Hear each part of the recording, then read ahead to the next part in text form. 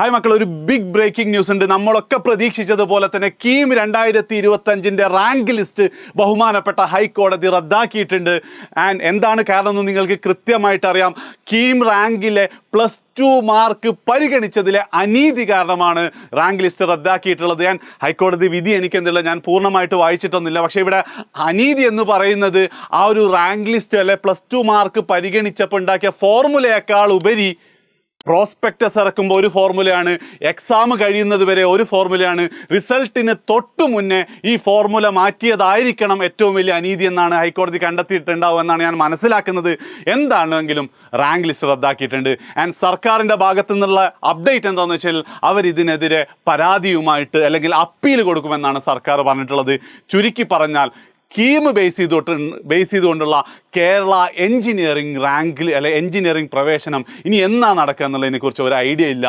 And എനിക്ക് ബഹുമാനപ്പെട്ട ഉന്നത വിദ്യാഭ്യാസ വകുപ്പ് മന്ത്രിയോട് പറയാനുള്ളത്, ആരാണ് ഇതിൻ്റെ ഉത്തരവാദി അവരാദ്യം പിടിച്ച് പുറത്താക്കണം എന്നാണ്. കാരണം ഒരു വർഷം നിങ്ങൾ നോക്കിയാൽ ജൂലൈ 11 ഈ ചാനലിൽ തന്നെ 2024 ജൂലൈ 11 ഈ ചാനലിൽ തന്നെ ഞാൻ വീഡിയോ ചെയ്തിട്ടുണ്ടായിരുന്നു. സർക്കാർ സ്കൂളിലെ പിള്ളേർ തോറ്റതല്ല തോൽപ്പിച്ചതാണെന്ന് പറഞ്ഞാൽ അമ്മാതിരി അനീതിയുള്ള ഒരു ഫോർമുലയായിരുന്നു കീം റാങ്ക് ലിസ്റ്റ് ഉണ്ടാക്കാൻ ഉപയോഗിച്ചത്. ഒരു വർഷത്തോളം സമയം ഉണ്ടായിട്ടും ഒരു മാറ്റവും വരുത്താതെ പ്രോസ്പെക്ടസിൽ പഴയ ഫോർമുല തന്നെ, എക്സാമിന് മുമ്പും പഴയ ഫോർമുല തന്നെ, എക്സാം കഴിഞ്ഞ് റിസൾട്ടിന് ശേഷമാണ് പുതിയ ഫോർമുലയായിട്ട് വന്നിട്ടുള്ളത്. അതായത് ഗെയിമൊക്കെ കഴിഞ്ഞിട്ട് റൂള് മാറ്റുന്നതിന് തുല്യമാണ്. ഉറപ്പായിട്ട് എന്ത് ചെയ്യും, സുപ്രീം കോടതി അല്ലെങ്കിൽ ഹൈക്കോടതി എടുത്തിട്ട് അടിക്കും എന്നുള്ളത് ഒരു സംശയമില്ല. ഇനി എന്താണ് ഭാവി എന്നുള്ളതാണ്. സർക്കാർ മിക്കവാറും ഹൈക്കോടതിയിൽ പോവും. തള്ളാതിരിക്കുകയോ ചെയ്താലും സുപ്രീം കോടതിയിലേക്ക് പോകാൻ ചാൻസ് ഉണ്ട്.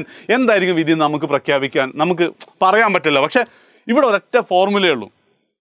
ആ +2 മാർക്ക് എടുത്ത് ഒഴിവാക്കിയിട്ട് കീം റാങ്ക് ലിസ്റ്റ് മാത്രം വെച്ചുകൊണ്ട് അല്ലെങ്കിൽ കീം മാർക്ക് മാത്രം വെച്ചുകൊണ്ട് ഒരു റാങ്ക് ലിസ്റ്റ് ഉണ്ടാക്കലായിരിക്കും ഈ വർഷം നന്നാവും. അതിൽ എൻട്രൻസ് കോച്ചിങ് സെൻറ്റേഴ്സിന് മേൽക്കോയ്മയുണ്ട്, കൂടുതൽ പൈസ ഉള്ള ആൾക്കാർക്കാണ് ഇത്. അതൊക്കെ ശരിയാണെങ്കിലും ഇപ്പോഴത്തെ സ്റ്റേജിൽ എല്ലാവരും ഒരേ പരീക്ഷയിൽ അതാണ് ഏറ്റവും ബെസ്റ്റ് നീതി എന്ന് എനിക്ക് തോന്നുന്നത്.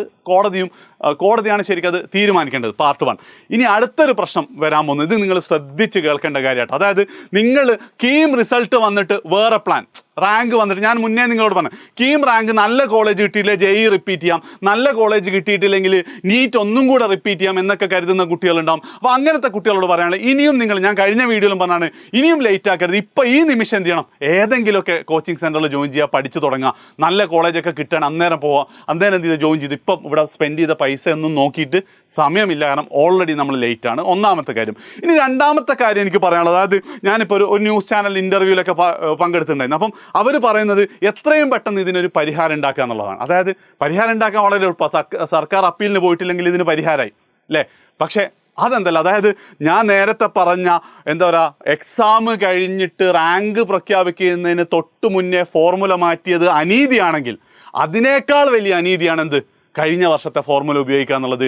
അതായത് അഡ്മിഷൻ പ്രൊസീജിയർ പെട്ടെന്നാവണം എന്നുള്ള രീതിയിൽ ഇനി അങ്ങോട്ടൊന്നും വേണ്ട, കഴിഞ്ഞ ഫോർമുലയാണെങ്കിൽ കഴിഞ്ഞ ഫോർമുല ആയിക്കോട്ടെ എന്നുള്ളൊരു രീതിയിൽ പെട്ടെന്ന് റാങ്ക് ലിസ്റ്റ് പ്രഖ്യാപിക്കുന്നതിന് നിങ്ങൾ എന്ത് ചെയ്ത് ഒരിക്കലും യോജിക്കരുത്.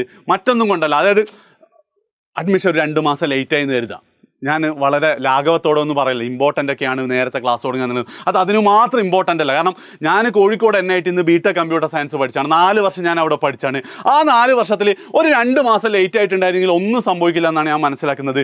കോവിഡ് സമയത്തും ഒരുപാട് ലേറ്റ് ആയിട്ടുള്ള അഡ്മിഷൻസിലൊക്കെ എന്ത് ചെയ്ത് കുട്ടികൾ പഠിച്ചിട്ടുണ്ട്, എൻജിനീയേഴ്സ് ആയിട്ടുണ്ട്, നല്ല ജോലിയിലേക്ക് എത്തിയിട്ടുണ്ട്. അതുകൊണ്ട് ലേറ്റ് ആവുമെന്ന് കരുതിയിട്ട് ഈ അനീതിക്ക് കൂട്ടി നിൽക്കരുത്. ഏതനീതി, കഴിഞ്ഞ ഫോർമുല. അതിനെന്തായിരിക്കും, സർക്കാർ പിള്ളേരെന്തായിരിക്കും താഴോട്ട് പോവും.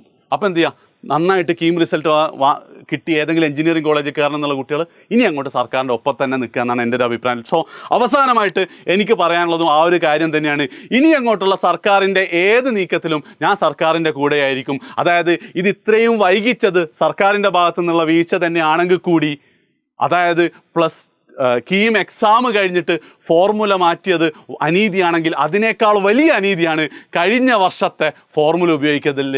കാരണം എൻട്രൻസിന് പോകാൻ കാശില്ലാതെ, CBSE സ്കൂൾ പഠിക്കാൻ കാശില്ലാതെ, സാധാ സ്കൂൾ പഠിച്ച് കഷ്ടപ്പെട്ട് പഠിച്ച് നല്ല മാർക്ക് വാങ്ങിയ കുട്ടികൾ എന്ത് ചെയ്യും, ഒരുപാട് താഴോട്ട് പോകും, അവർ പിറകിലോട്ടായി പോകും. അതുകൊണ്ട് തന്നെ എന്താണ്, ഒരു ന്യായമായ നീതിപൂർവമായ ഒരു ഫോർമുലയ്ക്ക് വേണ്ടി സർക്കാർ ഹൈക്കോടതിയിലോ അല്ലെങ്കിൽ സുപ്രീം കോടതിയിലോ പോവുകയാണെങ്കിൽ കട്ട സപ്പോർട്ടായിട്ട് ഞാനുണ്ടാവും. നിങ്ങളും അതിൻ്റെ കൂടെ നിൽക്കണമെന്നാണ് എൻ്റെ ഒരു അഭിപ്രായം. ഇത്രയും മാത്രം പറഞ്ഞുകൊണ്ട് ബൈ.